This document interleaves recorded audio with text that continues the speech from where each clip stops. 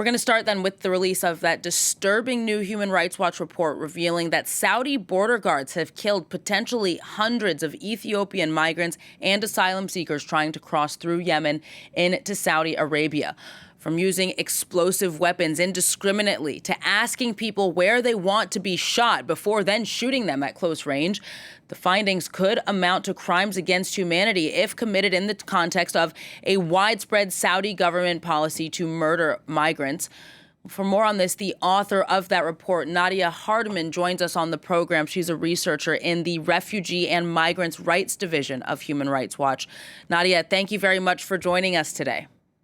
Thanks for having me on the program. Can you perhaps first tell us just more about how this report came about, the methodology, and then, of course, more about the findings?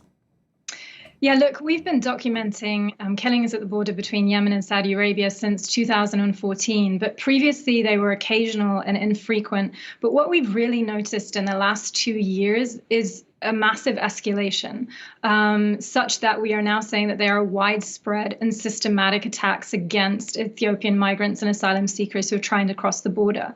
It's really important to note that a lot of these people are women and kids.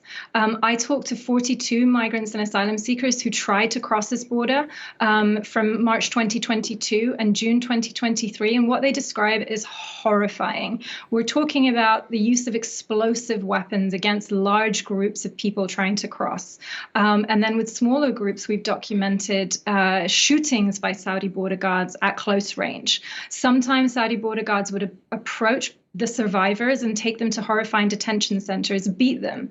I spoke to one 17-year-old boy who was forced to rape the girl survivors after the explosive weapons attack by the Saudi border guards.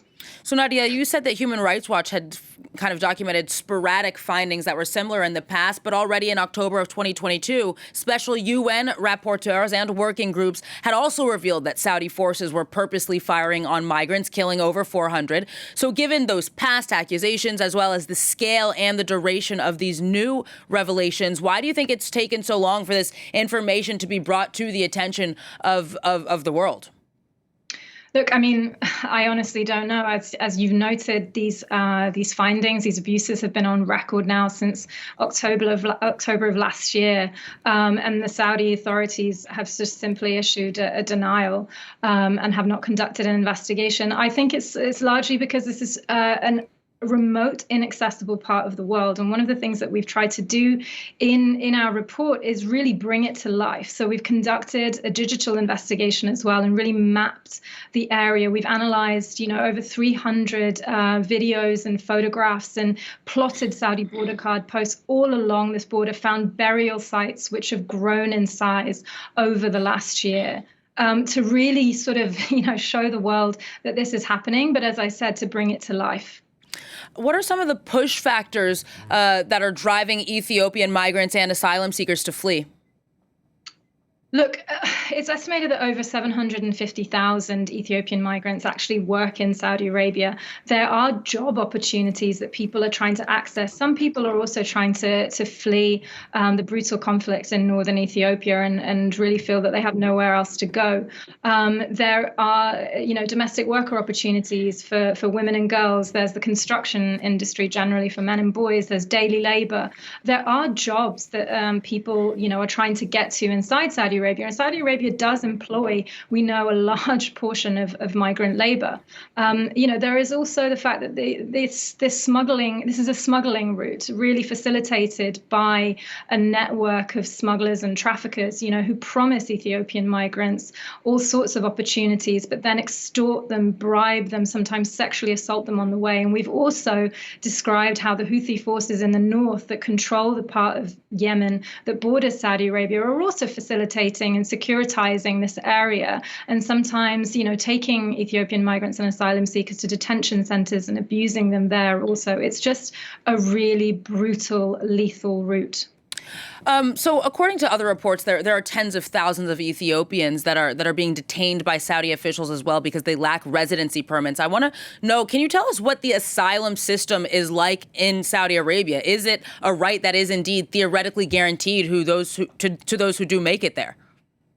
There is no asylum system inside Saudi Arabia. And, we've reported in the past that, the practice has usually been one of mass detentions, again, inside horrifying conditions where we've documented unlawful killings by Saudi prison guards against Ethiopian and other nationalities as well. This is a practice that has been ongoing. But what we've seen through this report is that people really can't cross this border anymore. There seems to be a widespread and systematic system, which, as you've noted, may amount to a crime against humanity because people are just simply being killed now. Do you think that this is a reflection, perhaps, of racism at large in the Gulf countries and in the Gulf region and in Saudi Arabia in particular? How are, as a point of comparison, how are other migrants and asylum seekers treated? Is this something that is widespread, or does it really just target Black Africans? Look, I think it's important to highlight that over 90% of people that go on the eastern route are Ethiopians. Most people are trying to leave from the Horn of Africa, and we understand that there are Somalis and Eritreans, that do participate on this route. But this is really somewhere which, is Horn of Africa based. So it's difficult to make that allegation. However, I would say that the attention with which, or the lack of attention with which this has received on a global scale, even though UN special procedures highlighted these abuses in quite strong language last year, is potentially because we're talking about Black African migrants. But obviously that's conjecture on my part. But we hope that now with this report that it won't be ignored, that, just because people aren't trying to seek Europe, that this will still be highlighted for the potential crime against humanity that it is. Now, Saudi Arabia, Nadia, has been scrutinized, of course, for its human rights record in recent years, especially over the brutal murder of journalist Jamal Khashoggi. But the international community clearly ultimately decided that strategic ties with the kingdom are more important than addressing rights issues or trying to get a significant change on these issues. Do you think that these revelations will make any difference? I mean, I hope so. But as we've noted, Saudi Arabia is spending billions to deflect international attention. It's buying up professional golf. It's sports washing. But we hope that, its attempts, and quite successful attempts, will not deflect attention from these horrendous crimes, because really we're talking about mass killings, which really should affect the conscience of the world.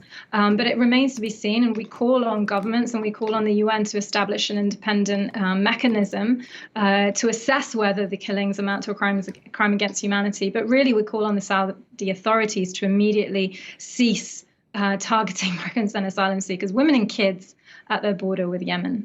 Nadia Hardman, author and researcher behind the report, They Fired on Us Like Rain, a look into Saudi Arabian mass killings of Ethiopian migrants along the border with Yemen. Thank you very much for coming on France 24 today. Thank you so much for having me.